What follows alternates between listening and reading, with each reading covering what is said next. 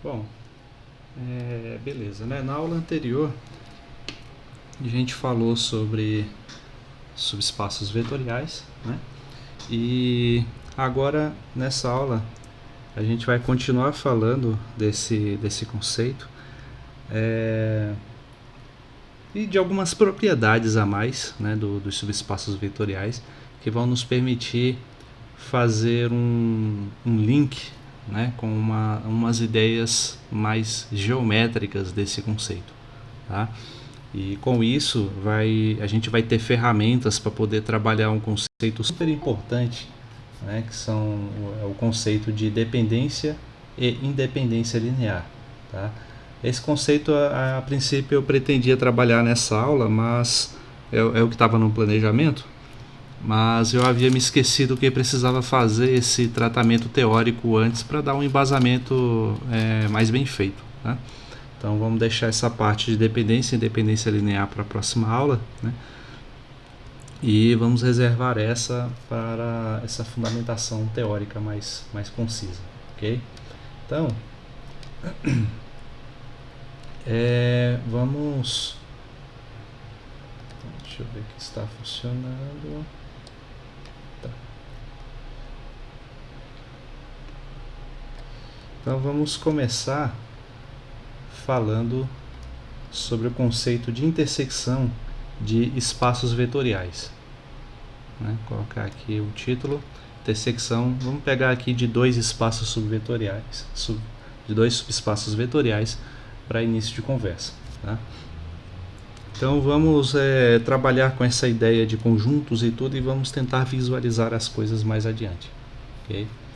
Então, o nosso objetivo, a gente já viu, né, as propriedades que tem que ter um subespaço vetorial, né, como que a gente faz para poder descobrir se um determinado conjunto é ou não um subespaço vetorial.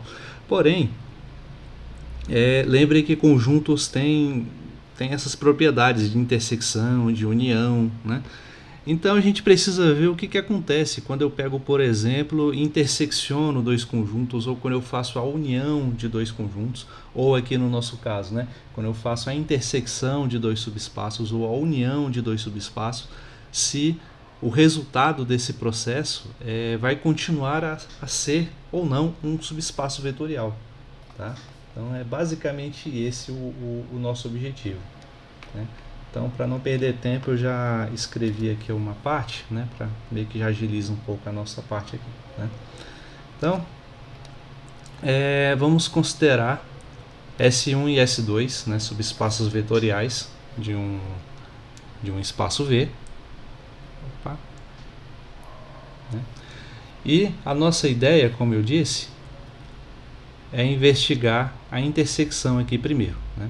Então a intersecção S1, intersecção S2, é o conjunto de todos os elementos, né, de U que pertencem a V, tais que U pertencem tanto a S1 quanto a S2. Até aí nada de novo, né, porque a gente já viu esse conceito ao estudar as prévias lá de teoria de conjuntos. Para quem já viu um pouquinho até de estudando lógica para concursos mesmo, a gente vê essa ideia prévia, né? Então não precisa se aprofundar muito para a gente ter essa noção, tá? Então, se a gente fosse representar isso, seria basicamente o seguinte, ó. Se eu tenho aqui, deixa eu tentar desenhar isso melhor.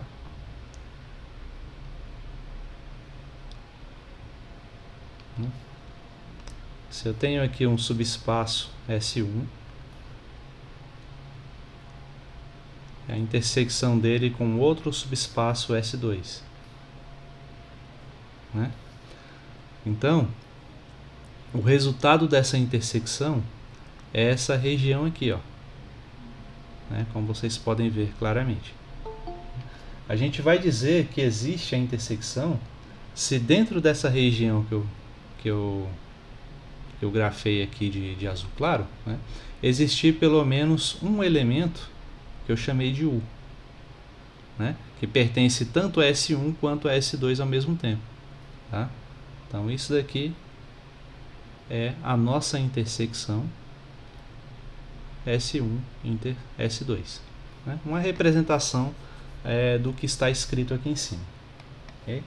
Então, um primeiro resultado para a gente trabalhar, né, e tirar outras ideias a respeito pode ser sintetizado na forma de um teorema que diz basicamente o seguinte, que a intersecção de dois subespaços vetoriais, ela também é um subespaço vetorial, né? Então a primeira coisa que a gente precisaria provar era isso, saber se a intersecção de dois subespaços é ou não um espaço vetorial, né? E através desse teorema,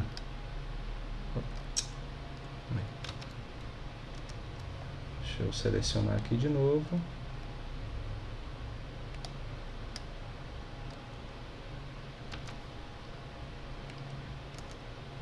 Aqui, através desse teorema, a gente tem a garantia dessa condição sendo validada. Tá?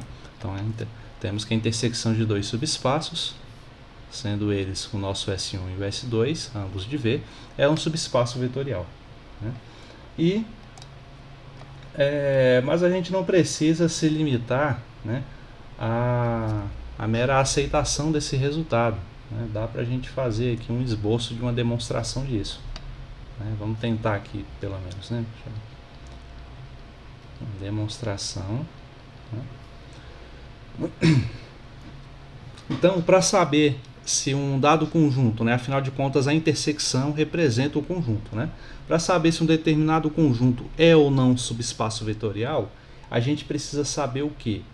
Se a soma de dois elementos desse conjunto pertence ao espaço, e se o produto de um desses elementos por um escalar qualquer ainda resulta em um elemento desse espaço. São aquelas duas propriedades que a gente mencionou na aula passada. Tá? Então, basicamente é isso que eu preciso demonstrar para saber se um conjunto é ou não subespaço vetorial, e isso se aplica também à intersecção de conjuntos. Né? Então, vamos partir aqui do... Eu preciso definir, né, dois elementos dessa intersecção, então vamos pegar aqui U e V, né, pertencentes a, vou chamar aqui de S, né, esse conjunto, né, onde eu vou ter U e V pertence a S1 e U e V também pertence a S2. Né? Onde esse S aqui, ó, eu vou usar esse S grande simplesmente para representar a intersecção, tá? Entre S1 e S2, para não ter que escrever isso toda hora. Ok? Então, estou pegando aqui dois elementos que pertencem a essa intersecção. Então, ou seja, ele pertence tanto a S1 quanto a S2. Né? Então, dessa forma, o que a gente precisa demonstrar? A gente precisa mostrar primeiro, né, que a soma desses elementos ainda pertence a S. Né? Vamos ver se isso acontece. Tá? Então, como que a gente pode fazer isso? Ó? Primeira propriedade. Né?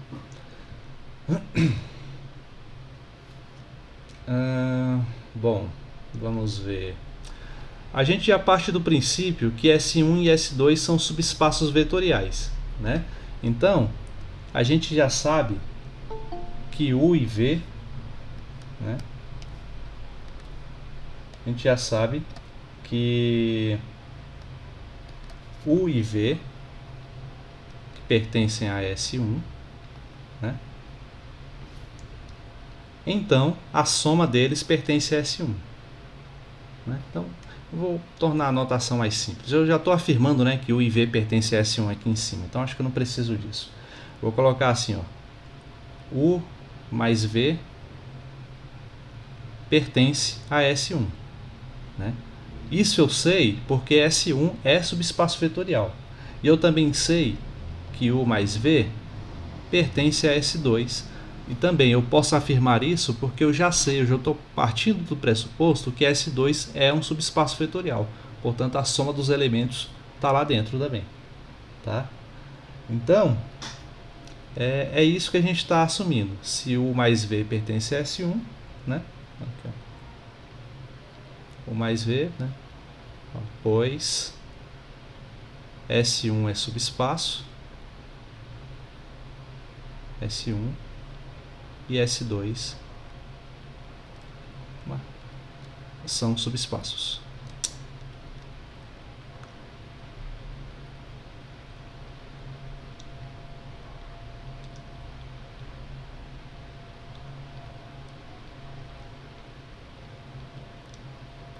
Né? Então isso aí a gente já pode admitir. Né?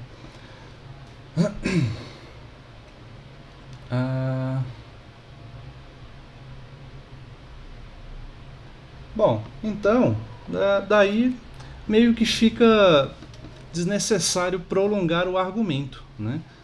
Porque como é que eu posso colocar isso? Então, a gente pode concluir assim, ó, portanto, o U mais V pertence a S, né? Que é igual a S1 intersecção a S2. Né?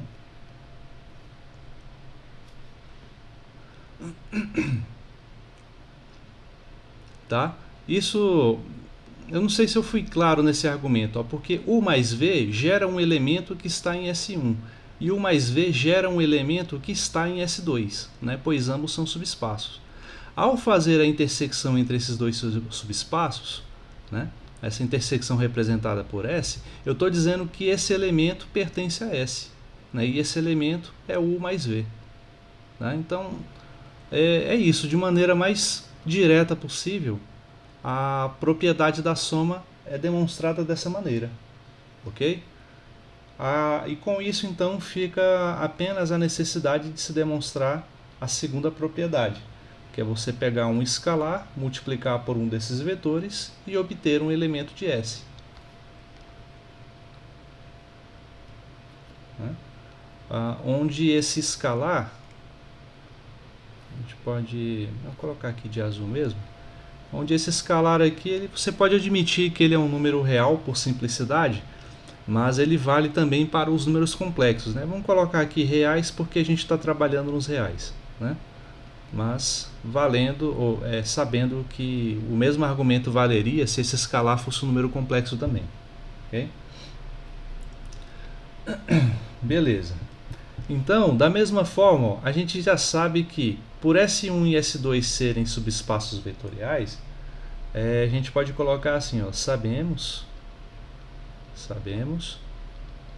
que o produto de lambda por U também pertence a S1 e produto de lambda por U pertence a S2, tá? Pelo fato de S1 e S2 serem subespaços.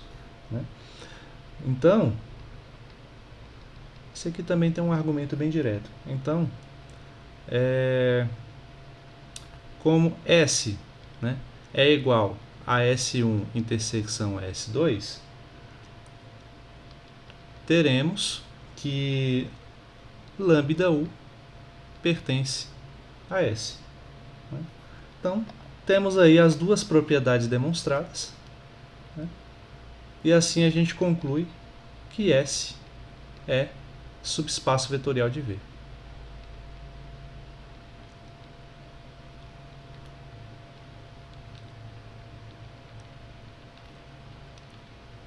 Tá? Então é uma demonstração simples mesmo, bem construtiva. Né? Eu falo construtiva porque a gente construiu, né, os elementos com os quais vamos trabalhar e usamos esses elementos para verificar as duas propriedades de subespaço.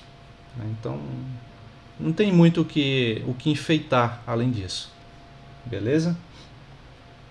Então, temos esse resultado, né, e a demonstração dele, de que já podemos utilizar o fato de que a intersecção de dois subespaços vetoriais também é um subespaço vetorial.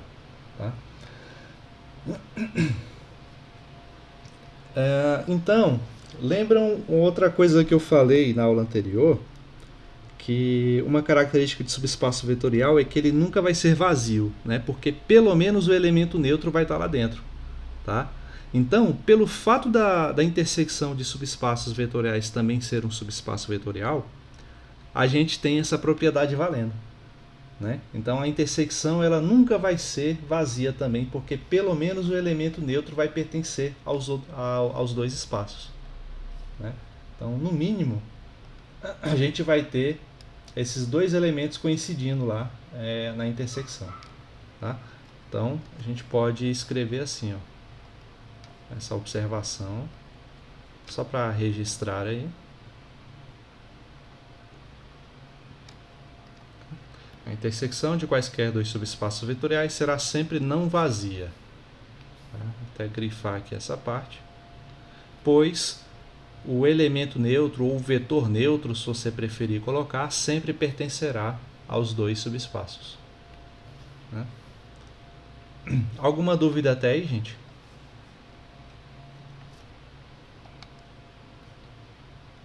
Não?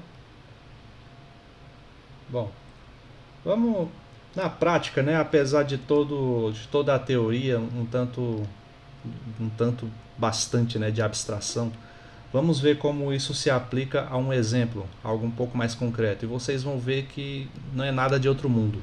É algo que vocês já sabem fazer, apenas com uma cara nova, apenas com uma roupagem teórica diferente, né? Esse exemplo aqui, ó, vamos considerar um espaço vetorial como um conjunto das matrizes de ordem 2, né? Matrizes quadradas de ordem 2. Então vamos considerar que S1, um subespaço desse espaço vetorial, que é formado pelas matrizes cujas entradas são assim, ó, A e B, né, a primeira linha sendo elementos A e B, e a segunda linha de elementos nulos, tá? Onde esse A e B são números reais quaisquer. E S2 são matrizes onde eu tenho a primeira coluna como números reais quaisquer e a segunda coluna sempre elementos nulos, 0 e 0. Tá? Aí eu quero saber qual o resultado da intersecção entre S1 e S2. Né? Qual seria o resultado da intersecção desses dois subespaços? Né? Olhando assim, vocês sabem responder logo de cara o resultado dessa intersecção? S1 intersecção a S2. O que seria a intersecção entre dois conjuntos? Não seria o que eles têm em comum? Exatamente, aquilo que eles têm em comum. Então. Exatamente, é o A que eles têm em comum, né? E o que acontece com os outros elementos?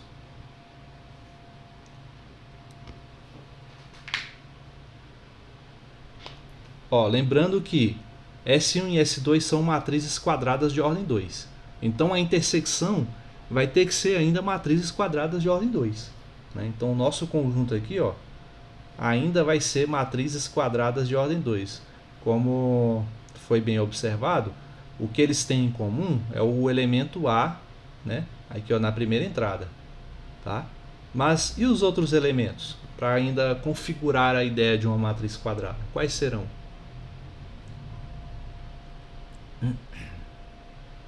E agora?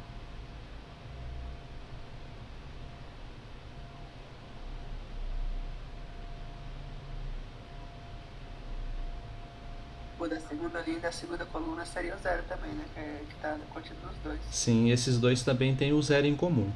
Bem observado. Né? E os elementos da diagonal secundária, quais seriam?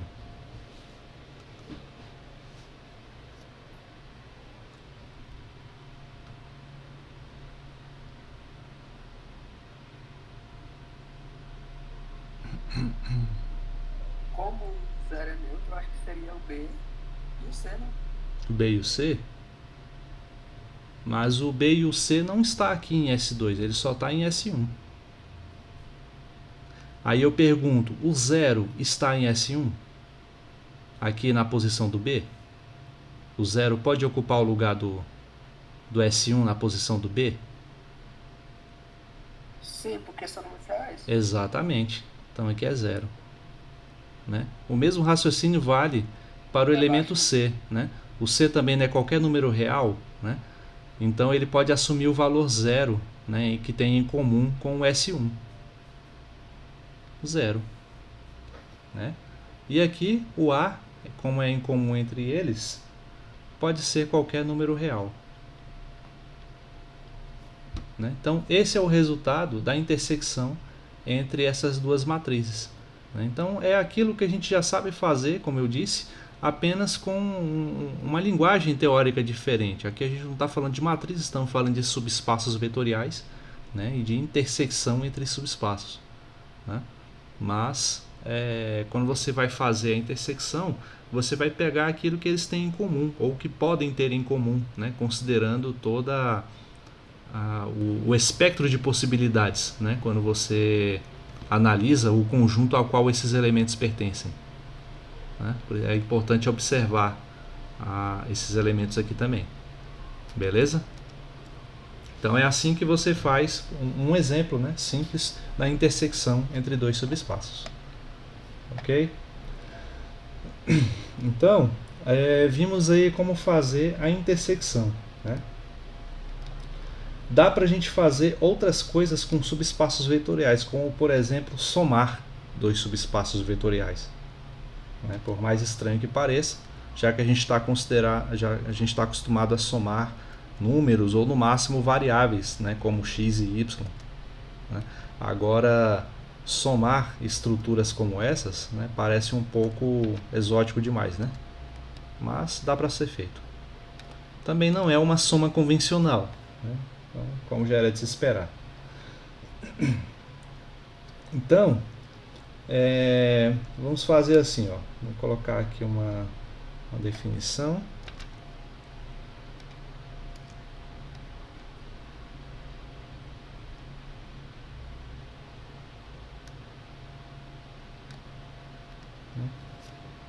Então vamos considerar novamente S1 e S2 subespaços vetoriais de V, né?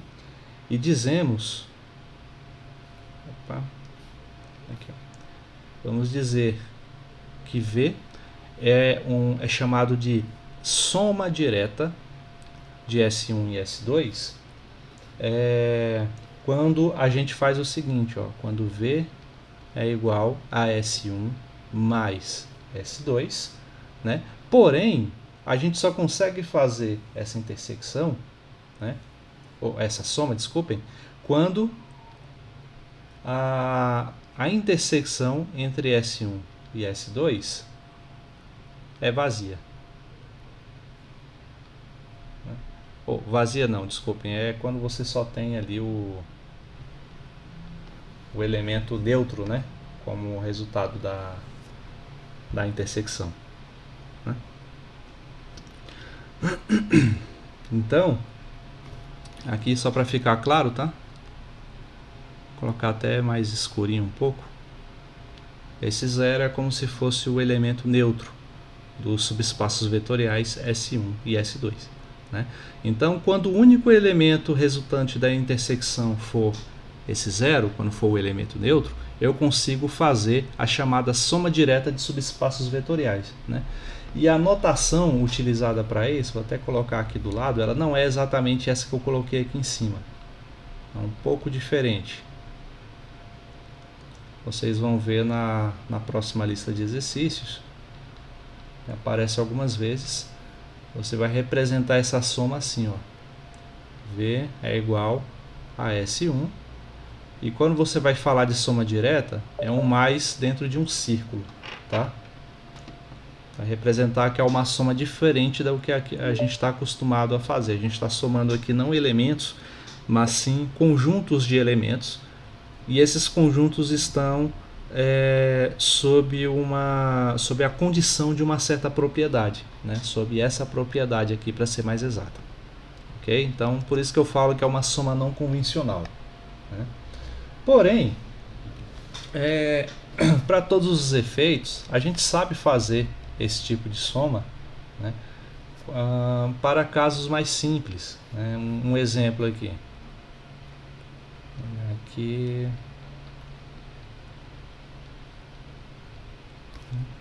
Na próxima aula eu vou abordar mais exemplos, né, um pouquinho mais elaborados, mas nesse aqui é só para a gente se acostumar com a ideia, né? Não, que eu já tenho copiado, eu vou só selecionar e colar, fica mais fácil.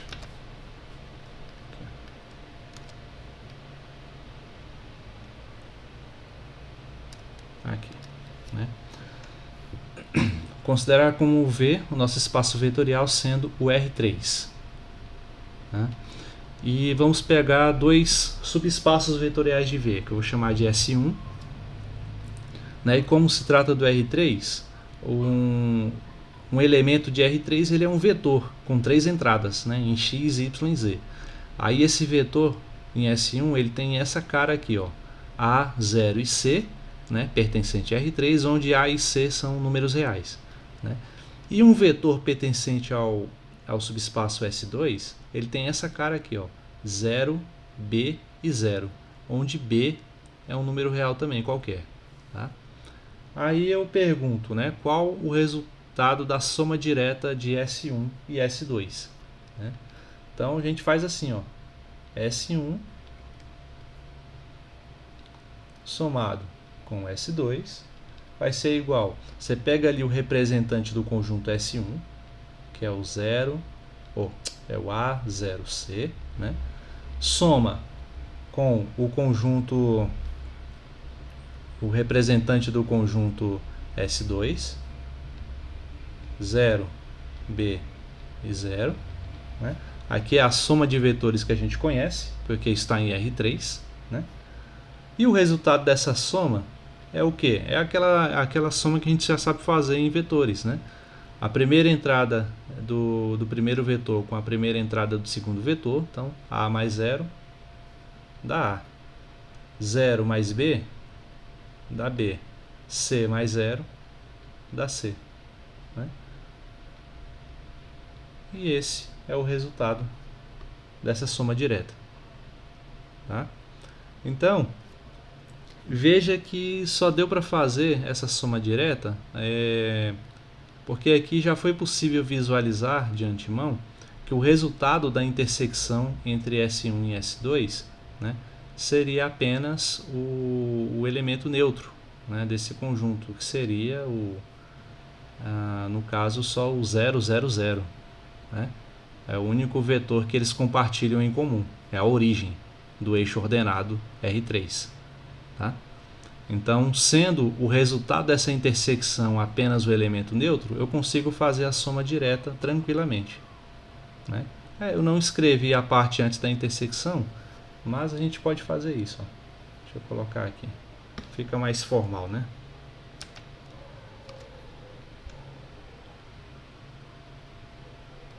Aqui embaixo.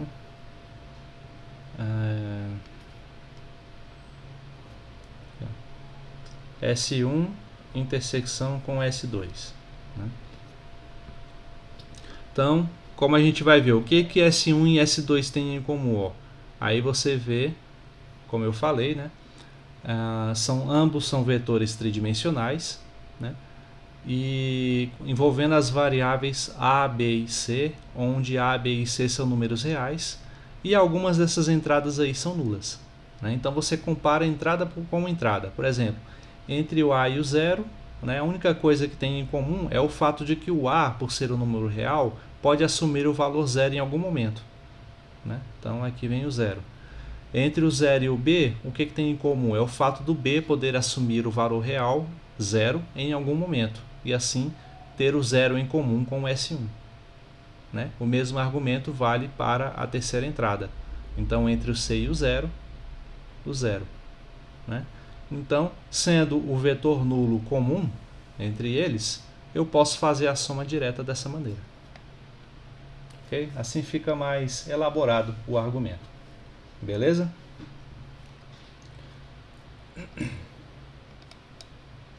Até aí tudo bem, gente?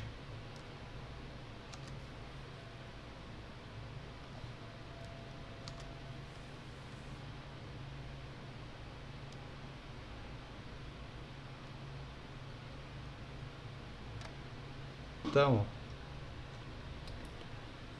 mais um teorema, né? A gente pode... Opa.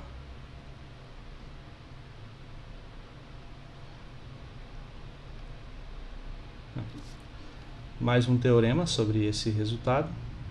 Diz o seguinte, que se vier uma soma direta de S1 e S2, então todo elemento desse espaço vetorial pode ser escrito de forma única, né, como U mais V, onde esse U pertence a S1, o mais V não, o mais W, desculpem, né? O U pertence a S1 e W pertence a S2. Tá? Então,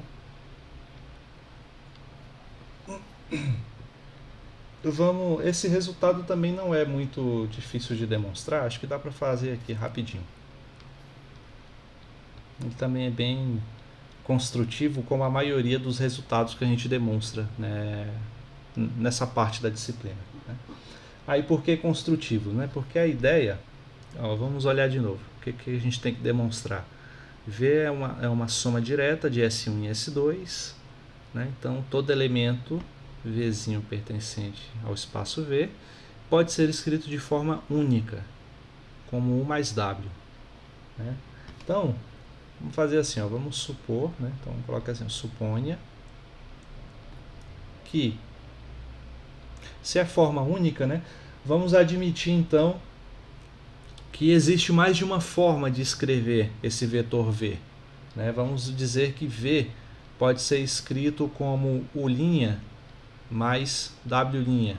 Né? Então existe uma outra maneira de escrever esse vetor V. Ok? Onde, né, com U' pertencente a S1, né? S1, e W' pertencente a S2. Tá? Vamos ver. Então, se a gente está dizendo que V pode ser escrito como U mais W, e V também pode ser escrito como U' mais W', né? Então, a gente está dizendo que U mais W pode ser escrito como é igual a U' mais W'. Tá? Então é isso que a gente está afirmando no fim das contas. Deixa eu mudar aqui a página. Aí, fica melhor. Então, eu sei que o U e o U' pertencem a S1 e o W e o W' pertencem a S2. Então vamos fazer assim. Vamos colocar o U e o U' do primeiro membro, né? Então fica U menos U' igual a W' menos W no segundo membro. Né? Só o que está somando passei subtraindo nos lados correspondentes. Né? E assim, eu tenho que esses dois elementos aqui, e a diferença deles, são elementos que pertencem a S1, né?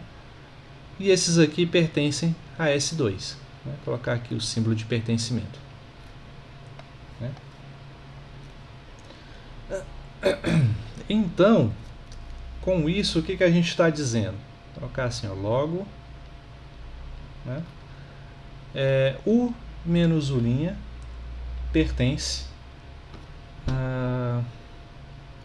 O que eu posso escrever? U menos U'.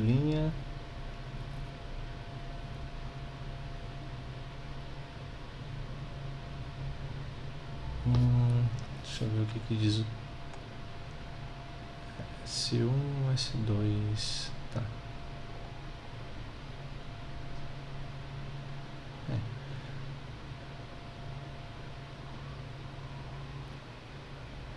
Se eu admitir que S1 e S2, a intersecção deles é só o elemento neutro, né? O vetor nulo, né? Quer dizer, eu posso dizer então que U menos U' pertence à intersecção entre S1 e S2, que por sua vez só tem o vetor nulo, né, como elemento. Tá? Da mesma forma, o W', né, menos W, o mesmo argumento, pertence à intersecção entre S1 e S2, que só tem o vetor nulo como elemento. Né? Então, se U menos U' pertence a esse conjunto que só tem o vetor nulo como elemento, eu estou dizendo o seguinte, que U menos U' é igual a zero, que é igual a esse elemento nulo que está lá, né? Esse vetor nulo. Lembrando que U e U' são vetores, tá? Então eu posso fazer essa igualdade. E eu também estou afirmando que W' menos W também é igual a zero, né? Então, com isso, aqui já é o final do teorema praticamente, né? Com isso, a gente tem que U é igual a U' e que W é igual a W', né? Ou seja, mesmo que eu admitisse que existe uma outra forma de escrever o vetor V, né, como U' mais W', no fim das contas eu descubro que essa mesma forma é igual à suposição inicial, seja U mais W, né? Então, resumindo, só tem uma única forma de escrever esse vetor, tá? Então, era isso que deveria ser demonstrado, logo, demonstração concluída. Ok? Beleza, então esses são os principais resultados, né, relacionados aos subespaços vetoriais, né? A gente mostrou aqui que a intersecção de dois subespaços ainda é um subespaço. Mostramos como fazer a soma direta de dois subespaços, né? Com isso, a gente já tem elementos teóricos suficientes para falar de uma coisa chamada de combinações lineares, né? Então, combinações lineares.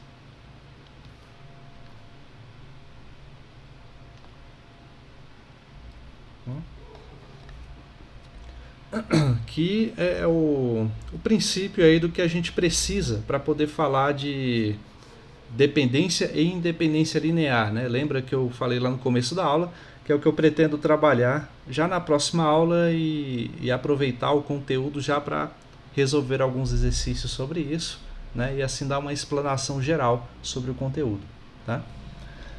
Então,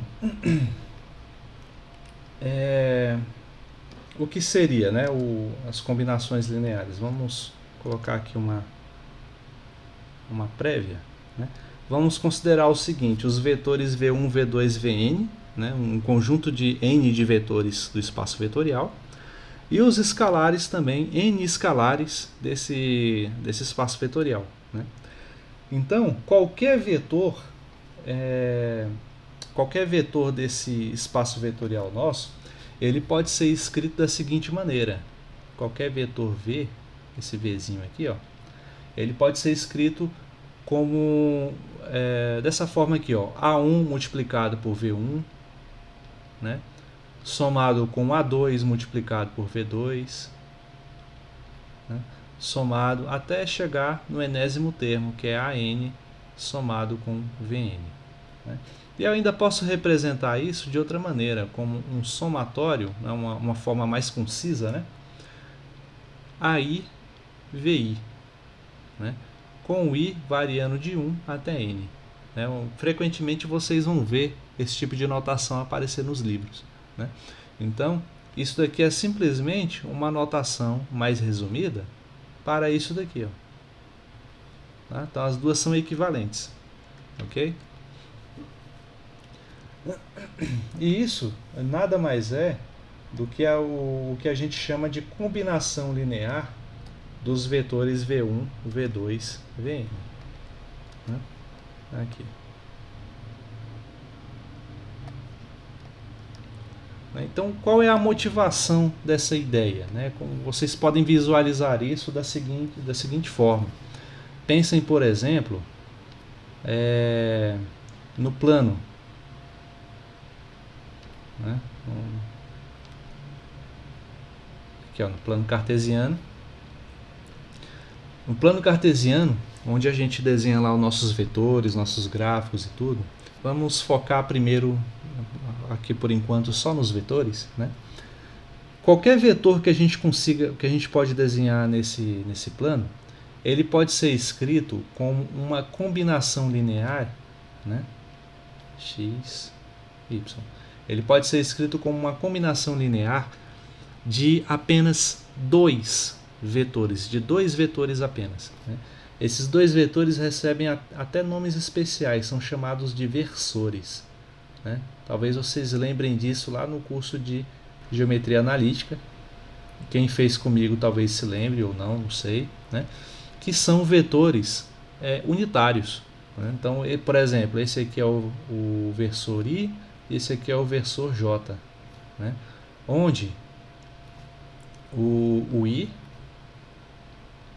tem coordenadas 1 em x e 0 em y, né? E o J tem coordenadas 0 em x e 1 em y. A gente consegue escrever qualquer vetor do nosso sistema cartesiano com uma combinação desses vetores. Então, por exemplo, se eu tiver um vetor assim, ó, pode ser aqui um saindo da origem mesmo.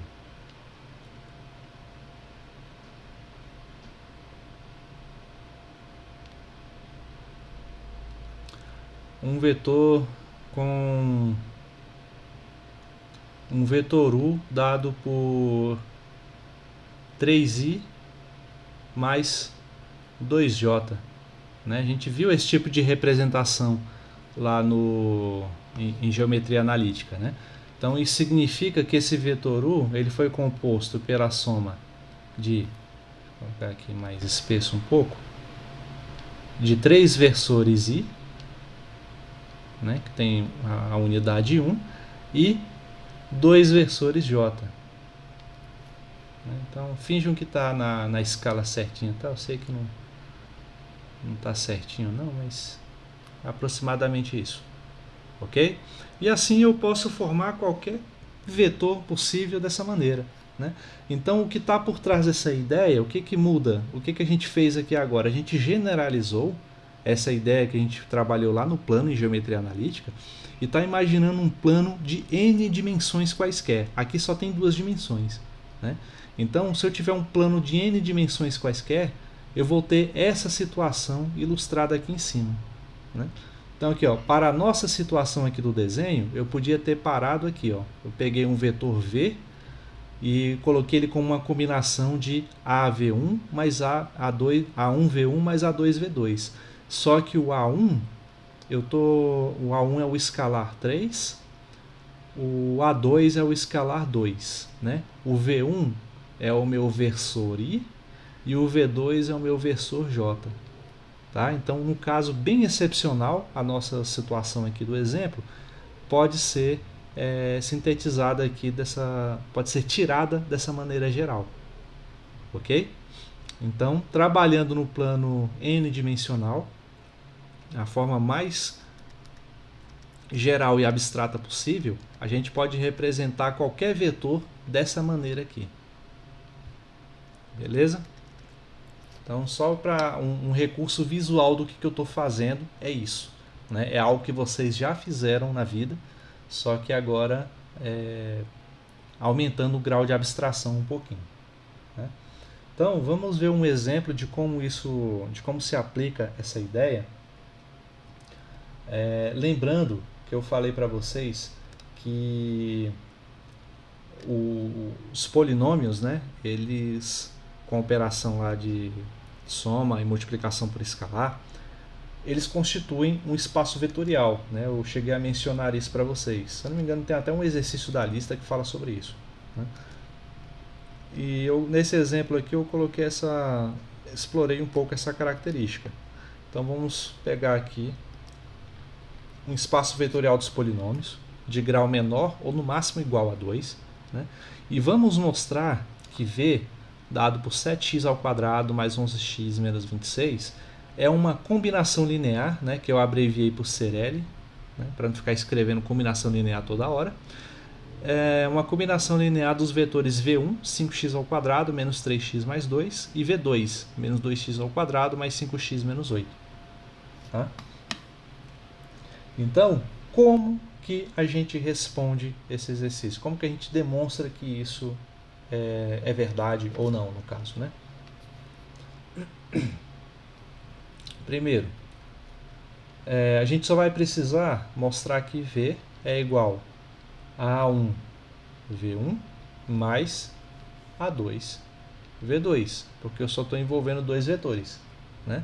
Onde A1 e A2 são escalares quaisquer, são números reais, né? Então, peguei aqui da minha generalização e tirei essa pequena amostra aqui, que é o que eu preciso, né? Então, o que eu quero mostrar? Eu quero mostrar que V é essa combinação linear. V é quem? É 7 x ao quadrado mais 11x menos 26. Né? Ele vai ser igual ao quê? Vai ser igual ao A1 multiplicado por V1. Aí quem é V1? Olha o V1 aqui, ó. 5x ao quadrado menos 3x mais 2.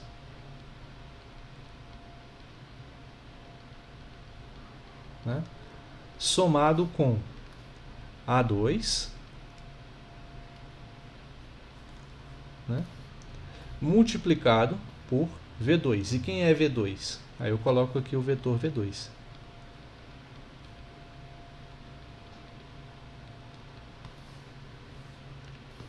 Né? Então, só resumindo, aqui é o meu vetor V, aqui é V1 e aqui é V2. Né? Só reescrever aquela equação colocando aí a cara de cada um dos vetores. Né? E agora vamos resolver isso daí. Então, como fica? Ó, 7x ao quadrado mais 11x menos 26 vai ser igual. Resolvendo esse produto, ó, pela distributiva, né? O A1 multiplicando por cada um dos termos, a gente vai ter 5x ao quadrado vezes A1, então vai ser 5 A1 x ao quadrado menos 3 A1 vezes x, né? Mais duas vezes o A1. E aqui mais não, aqui vai ser menos duas vezes o A2 x ao quadrado 5 A2 vezes x menos 8 A2. Né? E o que a gente pode fazer aqui agora? Aqui do segundo lado da equação, segundo membro.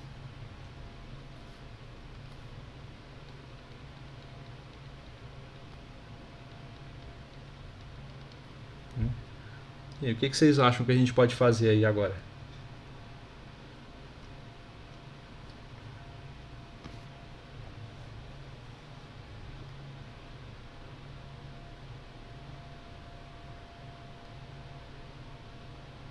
Juntar as partes desse 5 A1x ao quadrado mais do outro lado lá, o 2A2x ao quadrado. Ah, você fala a parte literal, né? Colocar em evidência o x ao quadrado, é isso? Ou não?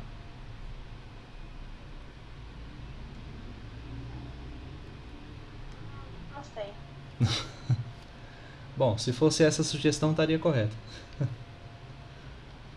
5 vezes... Então, por isso, professor, foi a sugestão. É. E ó, menos 2. É, né? Aí depois que tá certo, aí arrisca, né? É aquilo que a gente faz, né? Tentando reduzir ainda mais as contas, né? Então a gente coloca o que é comum, né, em evidência. Então, no caso, x ao quadrado, né? E a parte literal é x ao quadrado e a parte dos coeficientes coloca aqui entre parênteses. E a mesma coisa com o restante, ó. Eu tenho essa parte aqui que depende de x e essa parte que depende de x. Né? Então vamos colocar também esses termos em evidência.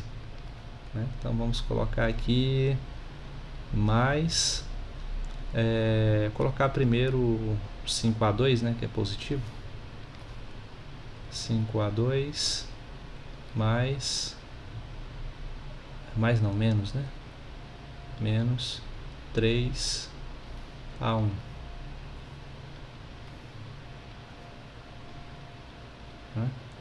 E por fim, aquilo que não depende, né, de coeficiente nenhum, que é 2A1 e menos 8A2. Então, mais duas vezes o A1 menos 8 vezes o A2. Né? E agora, né? Como que a gente faz a igualdade de polinômios?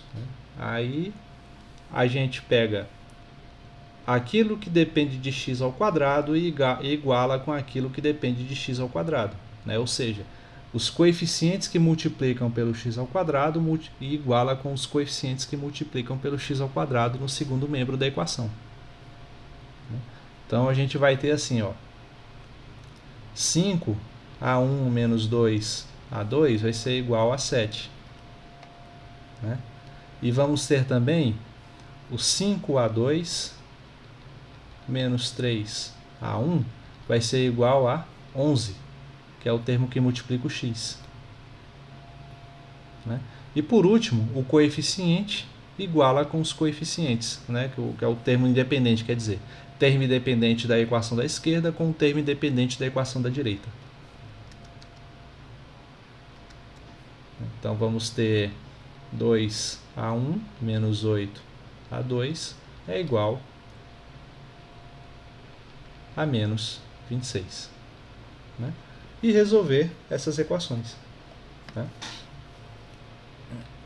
Como fica a resolução disso daí? Né? A gente pode fazer para resolver.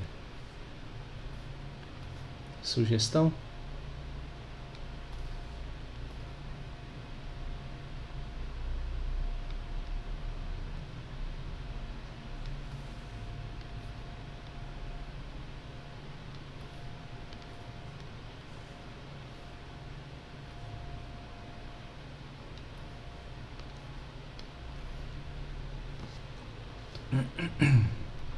Ó, a gente pode fazer assim, pode se concentrar pode pegar a primeira e a terceira equação, por exemplo. Fica 5a1 menos 2a2 igual a 7. E aqui 2a1 menos 8a2 igual a menos 26. Uma equação, duas equações quer dizer com duas incógnitas, né? Dá para resolver. Aí a forma como vai resolver vai de cada um. Aqui a gente pode, por exemplo, eliminar o A2. Né? Para fazer isso, a gente pode multiplicar por menos 4 a primeira equação. Aí vamos obter o seguinte. Ó. Vou baixar aqui. Ao multiplicar a primeira equação por menos 4, vai ser menos 20a1. Menos com menos vai dar 8, então fica mais 8a2. E aqui igual a menos 28. Né? E aqui embaixo continua do jeito que estava antes. 2a1 menos 8a2 igual a menos 26. Né? Agora, por que eu fiz isso? Para ficar com esses dois termos aqui iguais a menos do sinal. Né? E assim, bastando somar as equações para poder eliminá-los da equação total. Né? Então fica menos 20a1 com menos 2, fica menos 18. Esse termo, ao ser somado com esse, vai dar 0. Igual. Menos 28 com menos 26 vai dar menos 54, né? É isso mesmo. A1 vai ser menos 54 dividido por menos 18. 54 dividido por 18 dá 3, né? É 3. Né? Então A1 é igual a 3. Encontramos o valor do primeiro coeficiente. Né? E a gente só precisa encontrar agora o valor do segundo, né? Que é mais fácil. Pega qualquer uma das equações, substitui A1 igual a 3 e encontra o A2 correspondente.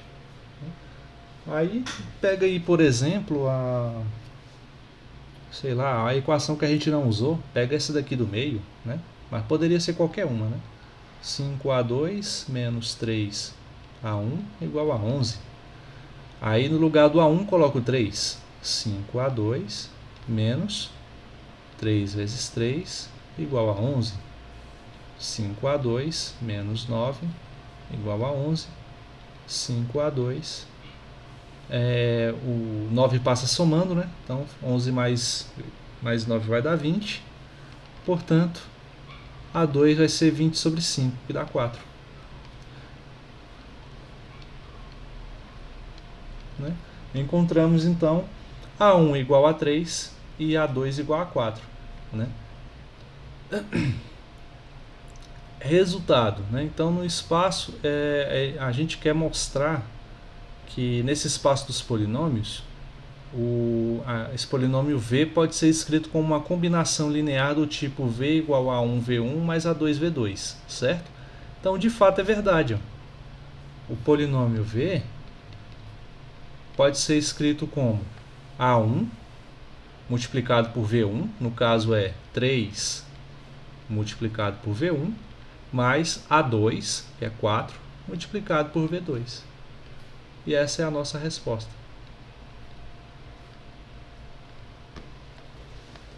Beleza? Todos entenderam? É dessa forma que a gente prova que V é uma combinação linear de V1 e V2, né? Com coeficientes 3 e 4. Né? Nada de muito diferente também, né? A não ser a linguagem em si. Certo?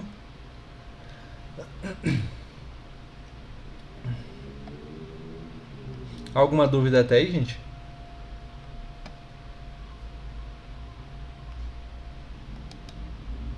Não? Não. Então, beleza. Então, continuando só para a gente finalizar, lembra que eu falei aqui nesse exemplo? Eu coloquei um plano, né, e disse que qualquer vetor poderia ser gerado por uma combinação linear desses vetores I e J. Né? Usei isso como motivação para explicar o que estava por trás da abstração dessa fórmula que eu coloquei aqui em cima, né? E assim a generalização do conceito de combinação linear. Né? Então, acontece que por trás desse procedimento está um conceito muito mais sutil, que é a geração de subespaços vetoriais. Né? Então, a gente consegue criar subespaços vetoriais a partir de outros, né? A partir de espaços mais triviais, por assim dizer. Né? Então, a gente não vai aprofundar muito nisso, né? Mas vamos comentar brevemente a respeito desse conceito, que é o dos subespaços gerados. Né? Então, considerando V um subespaço vetorial, a gente vai considerar um subconjunto, né, formado por n vetores, V1, V2, Vn, de V. Então, o conjunto S aqui de todos os vetores que são combinação linear. Opa, arrisquei, né? Combinação linear dos vetores desse conjunto A, ele é um subespaço vetorial de V. Então, esse conceito de combinação linear, ele nos ajuda a criar subespaços vetoriais a partir de outros, tá? A gerar subespaços vetoriais. Né? Então, isso aí a gente vai ver, né, não de uma forma mais aprofundada, como eu disse, mas ainda uma maneira não muito trivial, né? Com mais detalhes quando a gente for falar de combinações, ou de dependência e independência linear. Né? Então, sobre isso, dá para a gente fazer algumas observações a respeito desse conceito.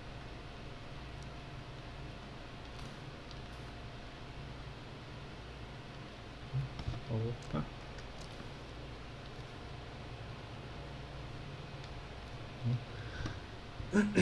Então, quando a gente diz que esse subespaço S ele é gerado pelos vetores V1, Vn, né, desse conjunto A gente representa, vou colocar aqui a primeira observação, a gente representa esse conjunto S da seguinte maneira, ó, com esse colchete, tá? Então V1, V2, Vn, né? Então o conjunto S foi gerado pelos vetores V1, V2, Vn. Ou ainda pode aparecer em outras bibliografias, S é igual a G de A, né? S gerado pelos vetores do conjunto A. Tá? Então são duas notações que vocês podem encontrar com mais frequência. Eu não conheço outras, né? E para falar a verdade, essa é o que eu vejo na maioria dos livros. Né? Se pegar aí livros do Boldrini, por exemplo, ele usa essa notação, que é um dos mais comuns utilizado na graduação. Né? Então, a segunda observação é que quando A é vazio, né? Quando o conjunto A ele é vazio, a gente define, né,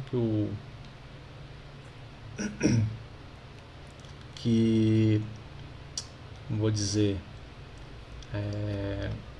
esse conjunto S, né, gerado, ele é simbolizado dessa maneira, tá? Com colchetes e um vazio dentro, ou ainda simplesmente com aquele símbolo que a gente já conhece, né, de conjunto vazio. Tá? Os dois são equivalentes. Outra observação é que o conjunto A ele está contido em G de A, né? O A está contido no conjunto que foi gerado, né, pelos elementos de A, né? Então, ou seja, vamos estender aqui mais essa observação. Posso colocar que o V1, V2, Vn, né, ele está contido em V1, V2, Vn. Né? A diferença aqui foi a notação que eu utilizei, né, os colchetes representando o conjunto gerado pelos vetores V1, V2, Vn, e o que está entre chaves é simplesmente o conjunto V1, V2, Vn. Então só um jogo de notacional mesmo. E a quarta e última observação é que todo conjunto A contido no espaço vetorial, ele gera um subespaço vetorial de V. Né? Então, podendo ocorrer inclusive o caso do subespaço gerado ser igual ao próprio espaço vetorial. Né? Então, nesse caso, a gente diz que o A ele é um conjunto gerador do espaço vetorial V. Então, deixa eu ver se eu consigo sintetizar isso. Vou colocar assim, ó, todo conjunto A contido em V gera um subespaço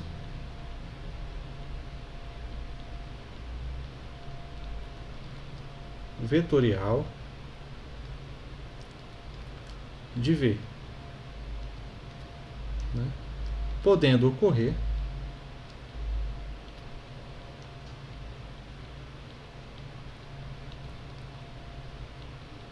G de A igual a V. Né? Então, nesse caso aqui, a gente diz, vou colocar nesse caso, A é um gerador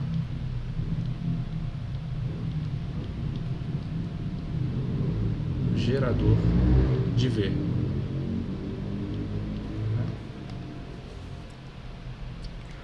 Então, um exemplo assim, só para não ficar tão abstrato e a gente poder encerrar, né? Só um exemplo prático. Se a gente pegar aqui uns vetores representados assim, ó, pegar o I, né, já que eu dei a ideia lá em cima do plano, né? Vamos pegar aqui o plano tridimensional. O I vai ser 1, 0, 0, né? E vamos considerar o J como o 0, 1 e 0. Né? Ambos de R3. Eles geram, né, o subespaço.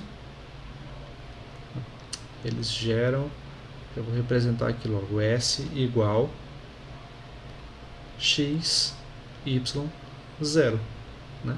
Também pertencente a R3, onde x e y são números reais.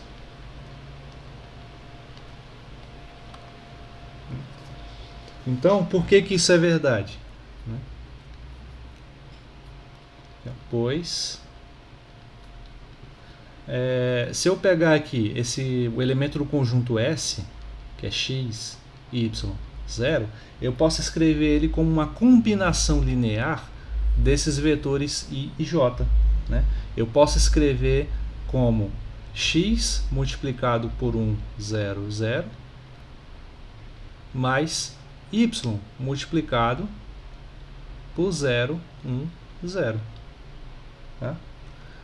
Ou seja, eu posso escrever esse vetor x, y, 0 como x multiplicado por i mais y multiplicado por j.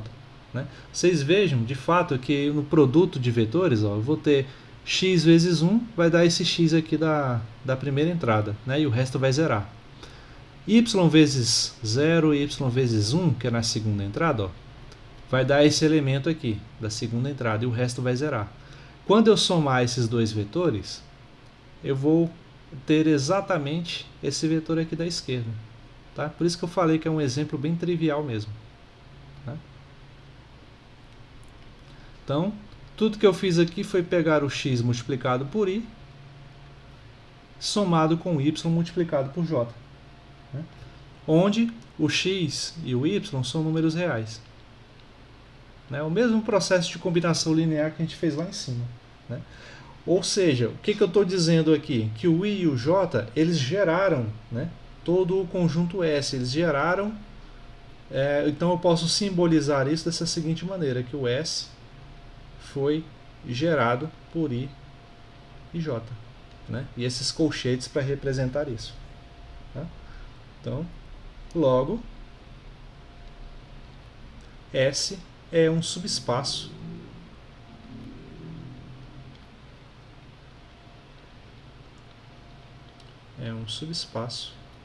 gerado de R3.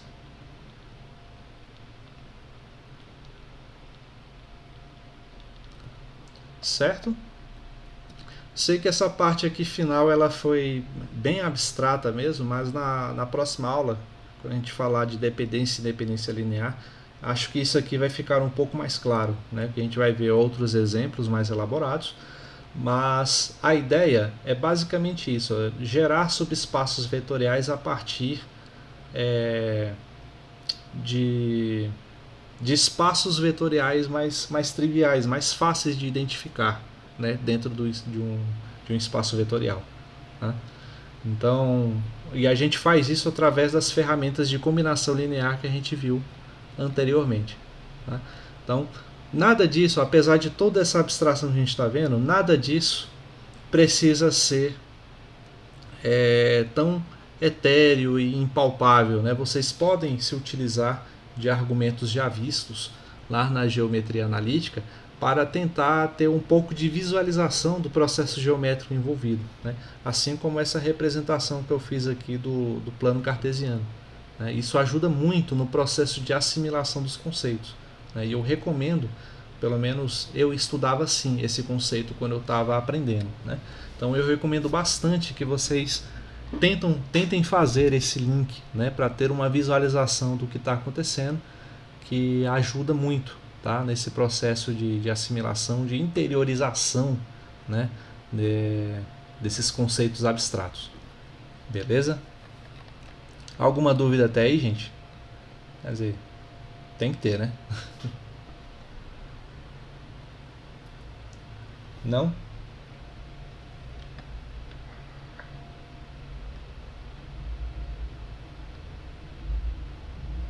Bom, então como hoje já foi uma quantidade bem grande de conteúdo, a gente vai parando por aqui, tá?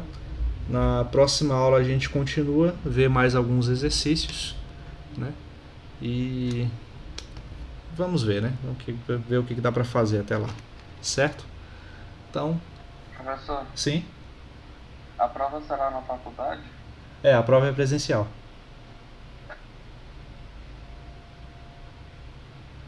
Certo? Certo. A prova é o mesmo modelo de antes, né?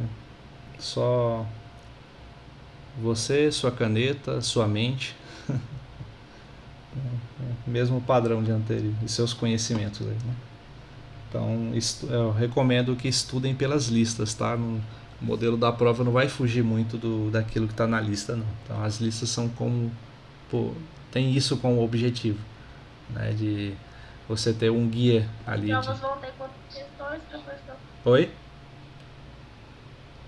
As provas vão ter quantas questões?